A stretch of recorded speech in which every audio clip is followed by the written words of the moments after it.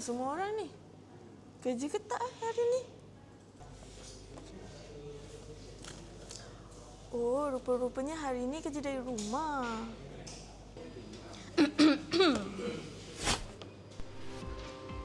Mulai 1 Ogos 2026, kerajaan mengumumkan Hari Bekerja Hybrid untuk sebahagian pejabat awam bagi pengaturan kerja yang lebih fleksibel. Maknanya, 3 hari bekerja di pejabat, 2 hari bekerja di rumah. Ya ke? Aku balik dulu lah. Tapi, tak semua pegawai yang melaksanakan kerja secara hybrid.